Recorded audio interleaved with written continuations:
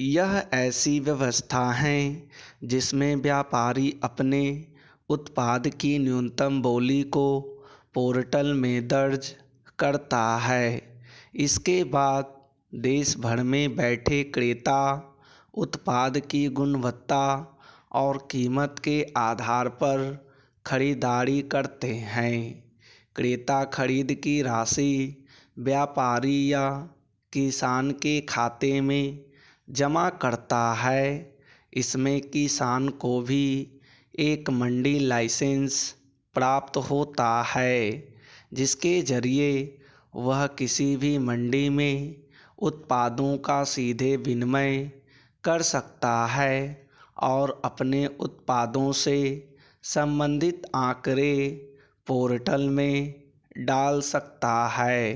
यह पारदर्शी प्रक्रिया कालाबाजारी और जमाखोरी को कमज़ोर कर महंगाई को काबू करने में भी सहायक है, क्योंकि मौजूदा व्यवस्था में किसानों से 5-10 रुपये प्रति किलोग्राम खरीदकर 30-35 रुपये प्रति किलोग्राम बेचकर बिचौलिए मालामाल हो रहे हैं। अतः ई-नाम व्यापारियों और किसानों के साथ उपभोक्ता के लिए भी लाभप्रद है।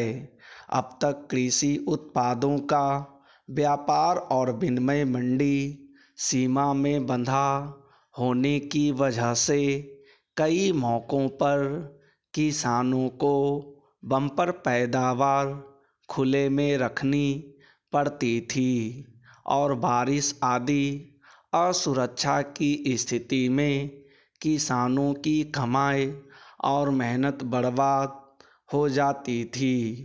अब ई-नाम व्यवस्था से ऐसी बर्बादी को काफ़ी हद तक रोका जा सकता है। इसके अलावा कृषि उत्पादों का बाज़ार एकीकृत और ऑनलाइन होने से केंद्र और राज्य दोनों सरकारें आसानी से नज़र रख सकती हैं कि कहाँ उत्पाद कितना ज़्यादा और कितना कम हुआ है, कहाँ भंडार की व्यवस्था पर्याप्त और कम या ज़्यादा है, और जहाँ भंडार की व्यवस्था कम है वहाँ से अतिरिक्त उपज को भंडारण की अच्छी जगहों पर भेजा जा सकता है।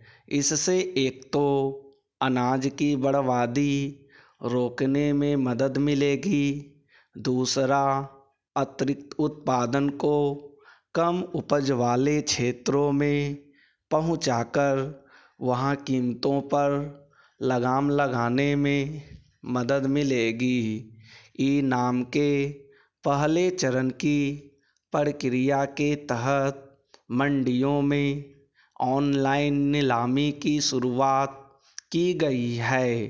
इसमें जब किसान अपना माल लेकर पहुंचता है तो मंडी में प्रवेश से पहले किसान का पंजीकरण होता है। इसके बाद किसान को गेट से ही अपने माल के लिए एक आईडी और एक लॉट नंबर मिल जाता है। चूँकि एक गुणवत्ता की सारी उपज एक लॉट में आती है, इसलिए एक किसान की उपज को कई लॉट नंबर मिल सकते हैं। चूँकि अभी मंडियों में असेइंग, क्लीनिंग और ग्रेडिंग की सुविधा पर्याप्त नहीं है, इसलिए अभी आढ़तिया ही लॉट की असेइंग कर अपने व्यापारी को लॉट के भाव पर सलाह देते हैं और व्यापारी हर लॉट के हिसाब से अपना भाव कोट करता है। फिर यह भाव किसान को SMS के द्वारा उसके मोबाइल पर भेजा जाता है।